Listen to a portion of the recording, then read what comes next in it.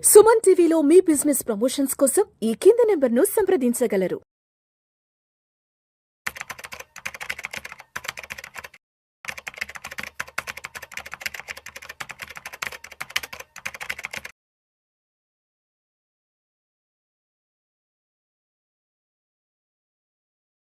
నమస్తే గిరిబాబు గారు. నమస్తే అండి.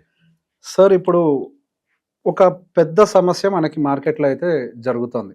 ఒక రకంగా చెప్పాలి అంటే is equal to illegal activity అని కూడా చెప్పాలి దాన్ని స్ట్రైట్ అవే.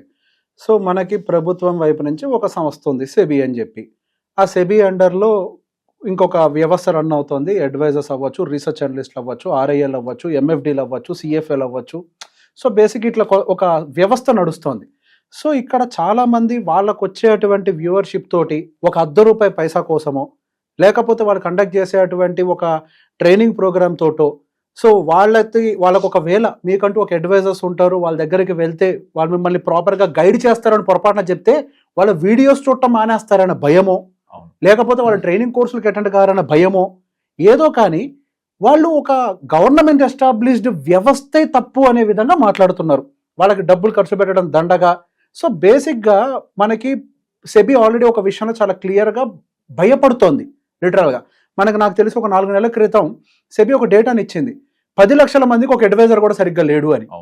ఇది చాలా ప్రాబ్లమాటిక్ సిచ్యువేషన్. ఒక ఎల్ఐసికి 27 లక్షల మంది ఉంటే ఆర్ఐఎల్లో గట్టిగా 950 మంది లేరు, ఎంఎఫ్డీలో గట్టిగా 2.5 లక్షల మంది కూడా లేరు. ఈ రోజు మార్కెట్ ఇట్లా కింద పడుతుంది, జాగ్రత్త పడండి అని చెప్పి మనం ఇప్పుడు ఏం చేస్తారు? ఇప్పుడు బేసిక్గా వాళ్ళ బాధ్యత తీసుకున్నారా? ఇప్పుడు ఎంతసేపటికి చెప్తున్నారు ఏమని, కొంతమంది అయితే యూట్యూబ్ లో టెక్నికల్ గా ఇంకా లెవెల్ బ్రేక్ కాలేదు. అరే ఇన్వెస్టర్ కి టెక్నికల్ ఏంటి అసలు? ఇన్వెస్టర్ దేంతో పని చేస్తాడు? ఎకానమీ తోటి పని చేయాలి, ఎకనామిక్ మైండ్ సెట్ తోటి పని చేయాలి ఇన్వెస్టర్ అనేవాడు. సో ఇప్పుడు కొంతమంది అది చెప్తారు, కొంతమంది ఏం చెప్తారు, సపోర్ట్కి వస్తే కొనండి, రెసిస్టెన్స్ కంటే వెళ్ళండి. అసలు ఇన్వెస్టర్ దాంతో ఏం పని? యాక్చువల్లీ చేస్తున్నారు ఇక్కడ ఇన్వెస్ట్ అనే వాళ్ళు. నిజంగా దీనివల్ల నేను డైరెక్ట్ గా వెళ్ళి ఇన్వెస్ట్ చేస్తే నాకు ఎంత మిగులుతోంది అనేది కనుక నెంబర్తో చెక్ చేసుకుంటే ఎవ్వరు కూడా దీన్ని ఇది అప్రిషియేట్ చేయరు. ఎలాగంటే సపోజ్ ఇప్పుడు మీరు డైరెక్ట్ రెగ్యులర్కి వెళ్తే వాళ్ళు యూట్యూబ్లో చెప్పే వాళ్ళంతా ఈ సో కాల్డ్ ట్రైనర్స్ అందరూ కూడా మీరు 30 years పీరియడ్ తీసుకుంటారు. 30 years పీరియడ్ తీసుకుని రీసెంట్గా ఒక వీడియో కూడా చూసాం మనం.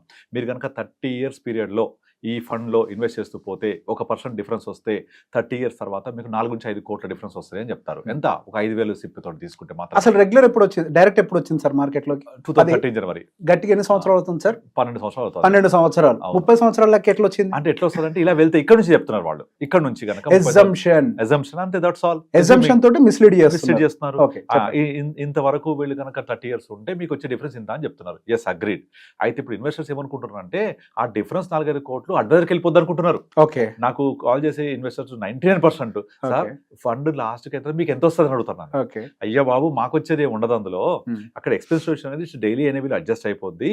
అక్కడ సిస్టమ్ లో మీకు ఏదైతే చూపిస్తోందో value of the investment, market value, that's all your money. ₹1 కూడా ఎవ్వరికి వెళ్ళదు. సెబీ తీసుకోదు, అడ్వైజర్ తీసుకోడు, ఫండ్ హౌస్ తీసుకోదు. దిస్ ఆల్ అడ్జస్టెడ్ అనేవిలో ఉంటాయి. ఆ అడ్జస్టెడ్ అనేవిలో ఎక్స్పెన్స్ రేషియో ప్రకారంగా డైరెక్ట్ లోనేమో ఒక 0.7, 0.8 ఉంటే రెగ్యులర్ 1.2 ఉంటుంది.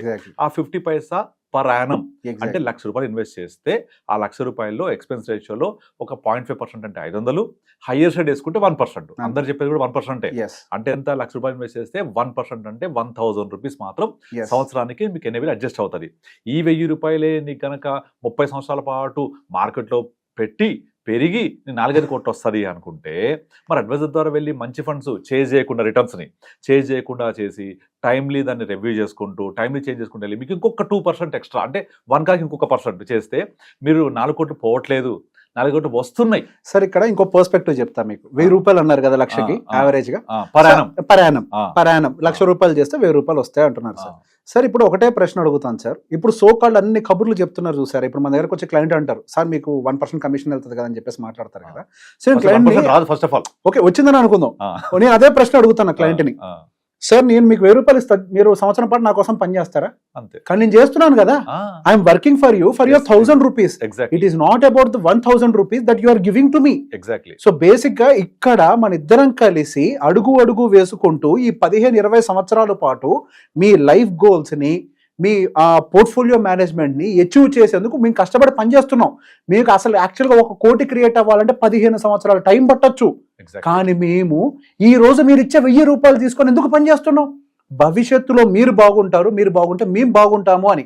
నెంబర్ 2, ఎక్స్పెన్స్ రేషియోస్ అనేవి పోను తగ్గేవే కానీ పెరిగేవి కాదు. There is a SEBI rule, AUM పెరిగే కొద్దీ ఖచ్చితంగా ఎక్స్పెన్స్ రేషియో కట్ డౌన్ అవ్వాల్సిందే. సో కాల్డ్ మీకు నిజంగా ₹1,00,00,000 అయ్యే టైంకి ఎక్స్పెన్స్ రేషియో అంత ఉండదు.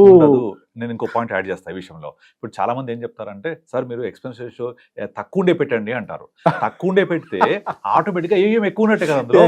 ఇప్పుడు నార్మల్ గా 100% ఇన్వెస్టర్స్ కి తెలియదు విషయం. ఇప్పుడు ఒక ఏయుఎం అనేది 500 crores ఉంటే ఒకలాగా ఉంటుంది, 1000 crores ఒకలాగా ఉంటుంది, 5000 crores ఒకలాగా ఉంటుంది, 10,000 crores ఒకలాగా ఉంటుంది. As the AUM increases, TER will comes down. TER అంటే టోటల్ ఎక్స్పెన్స్ రేషియో. ఈ టోటల్ ఎక్స్పెన్స్ రేషియో ఒక 1000 కోట్లు ఉంటే maximum can be up to 2%. Maximum అది ఏయుఎం ఆటోమేటిక్ గా పెరిగిపోతుంది. పెరిగిపోయినప్పుడు ఆటోమేటిక్ గా 1.5, 1.3 రెగ్యులర్ ఫండ్స్ వస్తాయి, డైరెక్ట్ ఫండ్స్ 0.7, 0.8 వస్తాయి. ఆ గ్యాప్ కూడా తగ్గిపోతుంది. ఆ గ్యాప్ కూడా తగ్గిపోయిన కొద్దీ లాంగ్ రన్ లో మీకు 1% ఉండదు. కానీ ఇన్ఫ్లుయెన్సర్స్, సోకాల్డ్ ట్రైనర్స్ ఈ 1% తీసుకొని దాన్ని అలాగే తీసుకెళ్తారు. 30, 40, 50 సంవత్సరాలు తీసుకెళ్తారు. ఫస్ట్ ఆఫ్ ఆల్ ఇప్పటిదాకా ఒక ఫండ్ కన్సిస్టెంట్ గా అదే పర్సంటేజ్ ఆఫ్ రిటర్న్ ఇచ్చి మార్కెట్ లో 20 సంవత్సరాలు అణిచిపెడుతున్నారే, అది ఇంతవరకు హైయెస్ట్ ఒక్క ఫండ్ టాప్ చైర్ లో కూర్చొని టాప్ పర్ఫార్మ్ చేసింది 2.5 years. ఎగ్జాక్ట్లీ. ఆ ఫండ్ పేరు చెప్తా, axis long term equity fund. ఆ ఫండ్ చాలా సంవత్సరాల పాటు, అంటే అది చాలా ఎంత 2.5 years టాప్ చైర్ లో కూర్చుంది, టాప్ గా ఉంది. ఎవరైనా కస్టమర్ కనుక వాకిన్ అయ్యి చేశాడు అంటే that is only fund, axis long term equity fund. ఆ ఫండ్ లో చాలా వాకిన్స్ ఉన్నాయి. వాకిన్స్ అయ్యి వెళ్ళి వాళ్ళు చేస్తున్నారు. అది యాక్చువల్గా ఒక ELSS fund, lock in for 3 years. కానీ సర్ప్రైజింగ్లీ ఆ ఫండ్ లోకి వెళ్ళి 10 లక్షలు 20 లక్షలు పెట్టేవాడు కూడా నేను చూశాను. 3 years లాక్డ్. అది తెలియదు వాళ్ళకి ఆ విషయం. వాళ్ళు చూసింది ఒకటే, ఆ ఫండ్ రిటర్న్ ఇచ్చింది, 2 years నుంచి ఇస్తుంది, కన్సిస్టెంట్ గా ఉంది, పైన ఉంది, top performing fund. That is the only fund in the market which has given the highest returns for a period of more than 2.5, 3 years. ఒక ప్రశ్న సార్, ఇప్పుడు ఆ ఫండ్ గురించి కావచ్చు, లేకపోతే XYZ ఫండ్ గురించి యూట్యూబ్ లో డైరెక్ట్ గా చాలా మంది పలానా ఫండ్ బాగుంది, ఆ ఫండ్ రిటర్న్ బాగుంది అని చెప్పేసి XYZ మాట్లాడుతూ ఉంటారు. సార్ మనం చదువుకున్న దాని ప్రకారం, సెబీ మాకు నేర్పించిన దాని ప్రకారం మనకి ఎంఫీ గైడ్ లైన్స్ ప్రకారం ఒక విషయం చాలా క్లియర్గా ఉంటుంది. లైసెన్స్ ఉన్న మనమే ఎటువంటి పరిస్థితుల్లో కూడా సోషల్ మీడియాలో కానీ ఓపెన్ ప్లాట్ఫామ్స్లో కానీ ఒక ఫండ్ పేరుని చెప్పకూడదు. లేదా నీ క్లయింట్ కాని వాడికి కూడా మీరు ఎవరికి అడ్వైస్ చేయొచ్చు అని అంటే మీ క్లయింట్కి మాత్రమే చేయాలి, మీరు ఎవరికి మిగతా వాళ్ళకి చేయకూడదు అని చెప్పి చాలా క్లియర్గా ఉంటుంది. దాని వెనకాల ఒక అంతరాయం ఉంటుంది. కారణం ఏంటి అని అంటే, ఇప్పుడు ప్రెసెంట్ ఆ ఫండ్కు ఉన్నటువంటి స్ట్రక్చర్ బాగుండొచ్చు, పోను సహజంగానే ఇంటర్నల్ రీబ్యాలెన్సింగ్ వల్ల ఫండ్ యొక్క స్ట్రక్చర్ అనేది మారిపోతుంది. ఇంతకుముందు ఆ ఫండ్ యొక్క రిటర్న్స్ అప్పుడు ఎకానమీకి సూట్ అయింది, అండ్ గోయింగ్ ఫర్దర్ అది సూట్ కాకపోవచ్చు. మీరు నోటికొచ్చింది ఒకసారి చెప్పి వదిలేస్తే దాని ఒక అడ్వైస్ కింద తీసుకొని వాళ్ళు అందులో పెట్టుబడులు పెడితే ఆ జనాలు నష్టపోతారు అన్న ఒక సదుద్దేశంతో మనకి సెబీ ఏం గైడ్ లైన్ ఇచ్చింది, ఎటువంటి పరిస్థితుల్లో ఒక ఫండ్ ని రికమెండ్ చేయకూడదు until unless you are tracking the portfolio. అంటే మీ క్లయింట్ అయితే తప్పించి అది చేయకూడదు అని చెప్పి చాలా క్లియర్ గా గైడ్ లైన్స్ ఇచ్చింది. ఇప్పుడు చాలా మంది ఓపెన్ గా ఆ ఫండ్ పెట్టండి, ఈ ఫండ్ పెట్టండి అని చెప్తూ ఉన్నారు. సో బేసిక్ అది ఇల్లీగలా? Of course illegal, direct illegal. చెప్పకూడదని చెప్తుంది కదా సెబీ క్లియర్ గా. ఏది లైసెన్స్ ఉన్నవాళ్ళకే చెప్తుంది, మీరు చెప్పకూడదని చెప్తోంది. అండ్ ఇంకొకటి, ఇప్పుడు ఇంతకుముందు చెప్తున్నాను కదా, ఈ యాక్చువల్లీ ఈ ఫండ్ లో అది ELSS fund lock in 3 years అనే విషయం స్పృహ కూడా లేకుండా డైరెక్ట్ వెళ్ళిపోయి 10 లక్షలు 20 లక్షలు పెట్టిన వాళ్ళు బోల్డ్ ఉన్నారు. అండ్ ఇంకొక పాయింట్, మీరు కనుక యూట్యూబ్ ఓపెన్ చేసి ఏదైనా ఒక ఫండ్ పేరు, అంటే బాగా సోకాల్డ్ వినపడ్డ ఫండ్స్ మీరు టైప్ చేయండి, మీకు అన్ని videos 3 years ago 4 years ago videos వస్తాయి. మీరు ఆ ఫండ్ 3 years ago బాగా పాపులర్ ఫండ్, ఈ 2021 లో ఇన్వెస్ట్ చేయాల్సిన బెస్ట్ ఫండ్స్ అని చెప్పేస్తూ ఉంటారు. ఆ ఫండ్స్ అన్ని వాళ్ళు చూడండి ఎక్కడ ఉన్నాయో, కింద నుంచి ఫస్ట్ ఉన్నాయి మొత్తం అవి. అంటే 5 years తర్వాత ఆ ఫండ్స్ లో పర్ఫార్మ్ చేయట్లేదండి, పెట్టద్దని ఒక్క వీడియో ఉందా? ఒక్క వీడియో కూడా ఉండదు. అంటే వాళ్ళు ఉన్నప్పుడు ఏమో చెప్తుంటారు. ఇప్పుడు సోకాల్ ట్రైనర్స్ అందరూ కూడా నాకు తెలుసు 1-2 ఫండ్స్ పట్టుకుంటారు వాళ్ళు, పట్టుకొని ఆ 2 పేర్లు వద్దు దాన్ని చెప్పుకుంటూ వెళ్తారు. మీకు ఏం అవసరం లేదండి, ఒకసారి గూగుల్లో కొట్టండి మీకు వచ్చేస్తుంది, పెట్టేసేయండి, డైరెక్ట్ వెళ్ళిపోయింది, దీనికి ఎవరు అవసరం లేదని చెప్తూ ఉంటారు. See those 2 funds right now, small cap funds. అవి జనాలకి యాక్చువల్ గా బ్లైండ్ గా చేస్తున్నారు సార్. మనకి ఒక వ్యవస్థ ఉండేది భారతదేశంలో, జనాలు అజ్ఞానంలో ఉన్నంత వరకు కొంతమంది రాజ్యాన్ని ఆళ్తారు కదా సార్. సో బేసిక్ అది మన దాంట్లో ఉంది. సో ఇప్పుడు వీళ్ళు నాలెడ్జ్ ను పంచుతున్నామని ఒక పేరుతోటి జనాల కళ్ళకి గంతలు కట్టి అజ్ఞానంలోకి తోస్తున్నారు. ఐ ఎక్స్ప్లెయిన్ హౌ, దీన్ని జస్టిఫై చేసి తీరుతాను. సో బేసిక్ గా ఏం చెప్తున్నారు, ఎందుకు మీరు లాస్ట్ 5 year రిటర్న్ చూడండి, 5 star రేటింగ్ చూడండి అని చెప్తున్నారు. అసలు ఎక్కడ థియరాటికల్ గా అది కరెక్ట్ అని ప్రూవ్ అయింది. అది అసలు ఫెయిల్యూర్ అని చెప్పేసి అవుట్ రేట్ గా ఆథరైజ్డ్ బాడీ సోకాల్డ్ సెబీఏ అవుట్ రేట్ గా చెప్తోంది. కానీ వీళ్ళు సోకాల్డ్ డబ్బులు తీసుకుని ఏం నేర్పిస్తున్నారు అని అంటే దీన్ని నేర్పిస్తున్నారు. నిజంగా నీకంటూ ఒక నాలెడ్జ్ ఉండుంటుంటే నువ్వేం చెప్పాలి? ఎకానమీ అంటే ఏంటి, ఫిజికల్ డెఫిషియట్ అంటే ఏంటి, మానిటరీ పాలసీ అంటే ఏంటి, అసలు వీటి వల్ల మీకు ఇవి ఎలా రియాక్ట్ అవుతూ ఉంటాయి, మార్కెట్ ఎలా రియాక్ట్ అవుతూ ఉంటది, సో ఆ పాలసీస్ చేంజెస్ ని బట్టి మార్కెట్ రియాక్షన్స్ ఎలా ఉంటాయి, ఇవి కదా చెప్పాల్సింది. కర్మ ఏంటంటే వాళ్ళకు కూడా తెలుస్తావు ఆ విషయం, వాళ్ళకి తెలియదు. వాళ్ళు ఏం చేస్తున్నారు అని అంటే జనాల కళ్ళ గంతలు కట్టేసి ఒక సముద్రం, నడి సముద్రంలోకి వదిలేసి ఈత కొట్టండి అంటున్నారు. And I again ask this question, so called కళ్ళు మూసుకొని పెట్టిన mid and small cap segment లో విపరీతంగా రిటర్న్స్ వస్తాయని ఎవరైతే ఎంకరేజ్ చేశారో, ఈ రోజు ప్రతి mid and small cap segment near to 20% పడిపోయింది. More than that average more than 20% పడిపోయింది. సో ఇప్పుడు వాళ్ళకి బాధ్యతగా సో కాల్డ్ ఆఫ్ ఇన్ఫ్లుయెన్సరో, ఆ ఫీజు తీసుకున్నటువంటి వ్యక్తో బాధ్యత తీసుకుంటారా? ఇదే ఒక మీ దగ్గర నా దగ్గర ఉండే క్లయింట్ అయితే will do lot of changes, exactly guide చేసి ఉండాలా, తీయాలా, పెట్టాలా, చాలా ఉంటాయి. చాలా ఇంకో పాయింట్ యాడ్ చేస్తాను నేను. నార్మల్ గా ఇప్పుడు ఏదైనా ఒక ఫండ్ పర్ఫామ్ చేసినప్పుడు 5 years 10 years డేటా తీసుకొని ఆ ఫండ్ గురించి తెగ చెప్పేస్తారు. అది ఫండ్ చేయనప్పుడు ఒక్కరు కూడా వచ్చి ఇది చేయట్లేదు, పెట్టొద్దు, ఇందులో ఈ ఫండ్ లో అయిపోయింది, చేదే ఒక్క వీడియో ఉందా? నిర్మోహంగా ఒక పేరు చెప్తాను సార్, అంటే మనం ఏం దాన్ని బ్యాడ్ చేయట్లేదు, ఏం జరగట్లేదు. 22-23 ఫైనాన్షియల్ ఇయర్స్ లో మనకి క్వాంట్కి సంబంధించిన అన్ని ఫండ్స్ బాగున్నాయి. And I was literally shouting 24 వరకు కూడా I was literally shouting, don't chase the returns, ఇట్లా పరిగెట్టకండి. Fund house is extremely good, but they take extremely solid bets, concentrated bets తీసుకుంటారు అని. బుల్ రన్ లో నడిచింది అది. ఇప్పుడు ఏం జరిగింది? దాని యాక్చువల్ గా మనకి బెంచ్ మార్క్ 24-25% ఉంటే అవి 16-17-18% ఇచ్చాయి. అవును, ఇప్పుడు నువ్వు చూస్తే ఎంత ఆల్ఫా కోల్పోయారు జనాలు. ఇప్పుడు అంతకుముందు చూస్తే కనుక ఆ ఫండ్ హౌస్ యొక్క అన్ని ఫండ్స్ టాప్ లో ఉన్నాయి. ఇప్పుడు చూస్తే అన్ని లాస్ట్. ఇదేమైంది తెలుసా? నార్మల్ గా ఏమైపోయింది, అది టాప్ లో ఉన్నప్పుడు దాని ప్రీవియస్ 5 years 10 years అంతా కూడా యావరేజ్ చేసేసుకుంది. అసలు యాక్చువల్ గా 2020లో ఆ ఫండ్ యొక్క మొత్తం వాల్యూ 1000 కోట్లు కూడా లేదు. ఎగ్జాక్ట్లీ యావరేజ్ చేసేసుకుంది. ఇప్పుడు ఏమైపోయింది, ఈ 2 years పడిపోయేసరికి బ్యాక్ అంతా అయిపోయి టుడే ఒక మార్నింగ్ ఒక ఇన్వెస్టర్ ఫోన్ చేశాడు, బక్వాస్ హోగా ఓ నికాల్దో అని చెప్తున్నాడు. అది నికాల్దో అంటే నేను పెట్టింది కాదు, డైరెక్ట్ పెట్టింది. నేను చేయలేనండి, నేను చెప్తే వద్దని పోయారు కదా మీరు అని చెప్పిన. లేదు నువ్వు చేయలేవా, అది నాకు యాక్సెస్ అవ్వట్లేదని చెప్తున్నాడు. నేను చూసిన అది మనం చేయాల్సింది కాదు, అది ఆయన చేసుకున్నాడు ఫండ్ అది. సో నేను చెప్పిన నేను వేరే ఫండ్ హౌసెస్ చేశాను, మనం ఇక్కడ ఇవి ఉన్నాయంటే అది తీసేసి అని చెప్తున్నాడు. ఇంకొక పాయింట్, అసలు యాక్చువల్గా ఒక ఫండ్ పెరగడానికి లేదా తగ్గడానికి కారణం ఏంటి? దాంట్లో ఉన్న అండర్లైంగ్ అసెట్స్. ఈ అండర్లైంగ్ అసెట్స్ గత 5 ఏళ్ల క్రితము ఏం స్టాక్స్ ఉండే, ఆ స్టాక్స్ యొక్క కేటగిరీస్ ఏంటి, అది ఎప్పుడు ఎలా పెరిగాయి, దాన్ని బట్టి దాని రిటర్న్ 5 ఏళ్లలో కనిపించింది.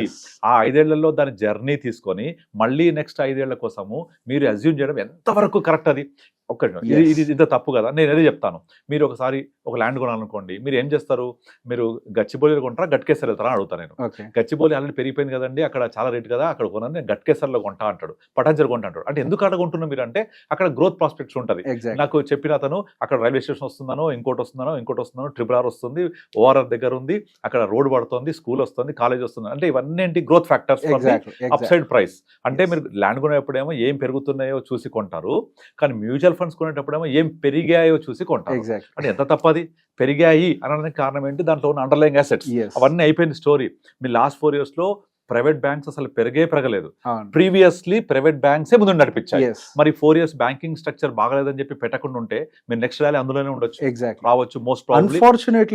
ఇంకోటి కన్జంప్షన్ సెగ్మెంట్ అస్సలు పర్ఫార్మ్ చేయలేదు. ఇప్పుడు నెక్స్ట్ కన్జంప్షన్, ఇప్పుడు మనకి ఏదైతే ITR మార్చారో consumption is going to be lead runner. So ఇవన్నీ మీరు పాస్ట్ పర్ఫార్మెన్స్ లేకపోవడం వల్ల, అందులో పెట్టకపోవడం వల్ల మీరు మిస్ అవుతారు కదా. అంటే మీరు చూడవలసింది future growth, like how you buy in real estate. కానీ పాస్ట్ పర్ఫార్మెన్స్ చూస్తే మీరు ఎంత మిస్ అవుతారంటే నెక్స్ట్ క్వశ్చన్ తెలుసా, మనం ఏం చూడాలి మేము? అరే పాస్ట్ పర్ఫార్మెన్స్ చూడకూడదు, మీరు అదే చూస్తారంటే మనం ఏం చూడాలి మేము అంటే దానికి సామెత చెప్తాను. ఇప్పుడు నా దగ్గర డబ్బులు పోయాయి, నేను పార్క్లో పోగొట్టుకున్న డబ్బులు, కానీ లైట్ లేదు వెతకాలంటే అక్కడ, నాకు ఇంట్లో లైట్ ఉంది, వచ్చి ఇంట్లో వెతుకుతున్నా, డబ్బులు పోగొట్టుకుంది పార్క్లో, లైట్ లేదు కదా, లైట్ నుంచి కూడా వెతుకుతా అంటున్నాడు. ఎందుకంటే నాకు ఇక్కడే వెతకగలను కదా అని. దొరుకుతాయా? పార్క్ పోగొట్టుకుంటే దొరకవు కదా, కానీ పోగొట్టుకున్న చోట లైట్ వేసుకుని వెతుక్కో, అది దొరుకుతాయి. లైట్ అక్కడ లేదు కదా, ఉన్న చోట వెతుకుతా అంటే డబ్బులు దొరకవు. ఇది కూడా అంతే, నేను ఏం చూడగలను? పాస్ట్ పర్ఫార్మెన్సే కదా అని పాస్ట్ పర్ఫార్మెన్స్ చూస్తే అది 5 ఏళ్ల క్రితం ఫండ్ మేయర్ ఎవరు, ఇవాళ ఉన్నాడా? సేమ్ ఫండ్ మేయర్, తెలియదు. ఆ స్టాక్స్ ఏమున్నాయి, ఇవాళ ఏమున్నాయి తెలుసా? తెలియదు. ఎందుకంటే పోర్ట్ఫోలియోలో మారిపోతాయి కదా. కనుక అది పెరగడానికి కారణం ఏంటి? ఆ కారణం అన్వేషించావా? అండ్ దాంట్లో ఉన్న వాల్యూమ్ ఏంటి, అప్పుడున్న కేటగిరీస్ ఏంటి, అప్పుడు మార్కెట్ లెవెల్స్ ఏంటి, ఇప్పుడు మార్కెట్ లెవెల్స్ ఏంటి, ఇవన్నీ చూసుకోవాలి. చూసి ఫ్యూచర్ కింద అసెస్ చేయాలి. అది వదిలేసి పాస్ట్ పర్ఫార్మెన్స్ పట్టుకుని వెళ్ళాడుతూ ఉంటారు. 99% అదే చూస్తారు, 100% అదే చూస్తారు. ఎందుకంటే అదొక్కటే చూడగలం కాబట్టి, అది చూసి నువ్వు అసెస్ చేస్తే ఏమైతుంది, మళ్ళీ 3 years తర్వాత ఇప్పుడు ఒక్క వీడియో కూడా పాస్ట్ పర్ఫార్మెన్స్ బేస్ చేసుకోకుండా చెప్పి చూపించండి, ఏముండవు. మరి నేనేం చూడాలి, యావరేజ్ ఇచ్చింది కదంటే యావరేజ్ అనేది పెద్ద బూత్. ఇక్కడ ఏం జరుగుతుంది అంటే సార్, ఇప్పుడు ఎంతసేపటికి మోటివేషనల్ వీడియో చెప్తే జనాలు బాగా ఇంట్రెస్ట్ చూపిస్తారు. That could be because of the chemistry changes in our body, we don't know. So basic ఇంత రిటర్న్ వస్తుంది, అంత రిటర్న్ వస్తుంది, అది అలా చేసింది ఇలా చేసింది అని చెప్తే people will get motivated to watch more and వాళ్ళని ఒక దేవుళ్లాగా భావిస్తారు. ఎగ్జాక్ట్లీ. ఎప్పుడైతే మనం దాని వెనకాల ఉన్నటువంటి ఒక నిజాన్ని, ఇది ఇలా వర్కౌట్ కాదు, రియాలిటీ ఈజ్ డిఫరెంట్, స్ట్రక్చరల్ గా ఇలా జరగదు అని ఒక నిజాన్ని ఎప్పుడైతే చెప్పే ప్రయత్నం చేస్తామో అప్పుడు మనం యాక్చువల్గా వీడు భయపెడుతున్నాడు జనాలని చెప్తారు. కానీ యాక్చువల్గా నాలెడ్జ్ ఉన్నవాడు ఎప్పుడైనా వాస్తవాలు చెప్తాడు. చరిత్రను ఎవడు చెప్తాడు సార్? ఎవరైనా కానీ, ఒక ఇన్వెస్టర్ కానీ, ఒక అడ్వైజర్ కానీ చూసేదంటే భవిష్యత్తుని, చరిత్ర ఏం జరిగింది అని అంటే ఎవరికి తెలియదు. అండ్ మోర్ ఎవర్ మీరు ఇప్పుడు ఇందాక మాట్లాడటే ఒక ఏరియాలో ఆల్రెడీ పెరిగిందంటే మళ్ళీ పెరుగుతుంటే గ్యారంటీ లేదు. In the same way last 3-4 years already rotation ఇచ్చినటువంటి మంచి సెక్టర్ అగైన్ నెక్స్ట్ ఇస్తుందని గ్యారంటీ లేదు. And more over market is always cyclical. 20 సంవత్సరాలు తీసుకుంటే 4-5 years నుంచి ఒక సైకిల్ కంటిన్యూ అవ్వదు. ఆ సైకిల్ ని పట్టుకొని మళ్ళీ ఎలా ఎక్స్పెక్ట్ చేస్తారు? ఇంకొకటి యావరేజ్ రిటర్న్ తీసుకుంటారు. ఈ యావరేజ్ కూడా పెద్ద బూత్. ఎట్లా అంటే ఒక నదిలో ఇక్కడ నుంచి అక్కడికి వెళ్ళేటప్పుడు ఇక్కడ 4 అడుగులు ఉంటుంది, మధ్యలో 15 అడుగులు ఉంటుంది, తర్వాత 20 ఉంటుంది, తర్వాత 3 అడుగులు ఉంటుంది. Average is 5 feet.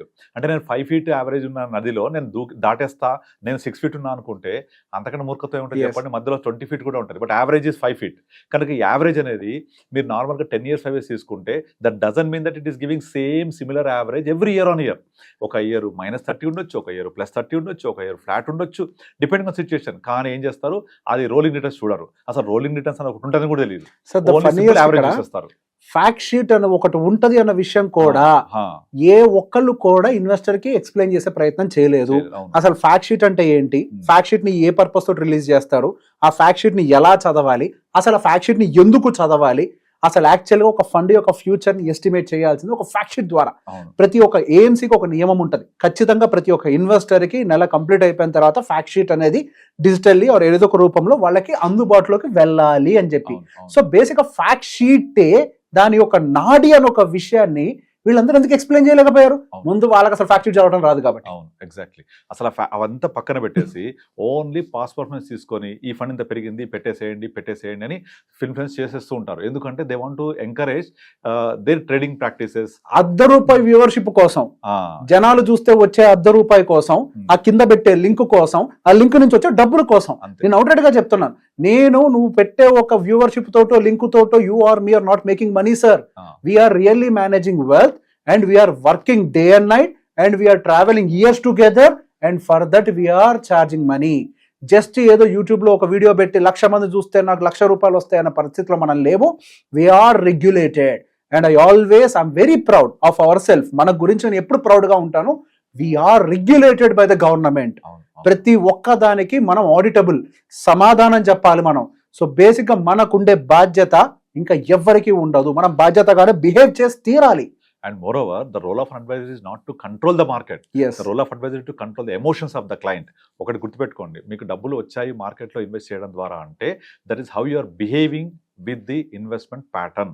మీరు మార్కెట్ పడుతున్నప్పుడు తీస్తే లాస్ అవుతారు, notional loss become actual loss.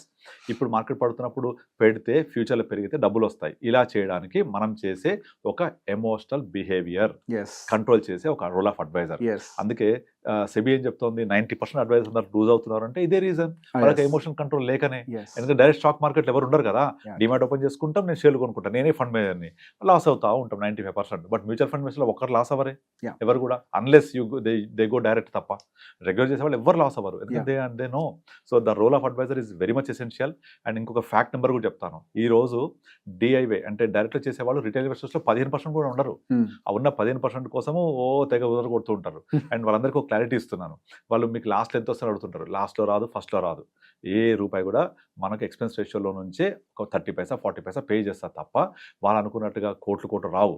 మీరు ఆ 1% ఎక్స్పెన్స్ రేషియోనే మీకు 4-5 కోట్లు డిఫరెన్స్ ఇస్తే మనం క్రియేట్ చేసే ఆల్ఫా వల్ల ఇంకొక పర్సెంట్ ఎక్స్ట్రా వస్తే you can make 4-5 crores extra. Exactly that's the అది పాయింట్. వచ్చేది చూడకుండా పోయేది మాట్లాడుతూ ఉంటారు. Yes. మీకెంత వస్తుంది, మీకెంత ఎక్స్పెన్సివ్, ఇవన్నీ మాట్లాడతారు. So it's general psychology. First మనము వచ్చేది ఆలోచించండి, మీ గోల్ రీచ్ అవ్వడానికి ఆలోచించండి. నాకు రాపోయినా పర్లేదు, నువ్వైతే తినొద్దు. దట్స్ ఆల్ అంతే. బట్ ఈ Yes, వీడియో వల్ల yes. చాలా మంది కన్వర్ట్ చేస్తారని నేను ఎక్స్పెక్ట్ Yes, చేస్తాను. sir. Thank you Revanth. Thank you thank so you much. For Thank giving the good information about the markets Thank and about the regulator and direct versus. Yes. Thank you so Thank much. you.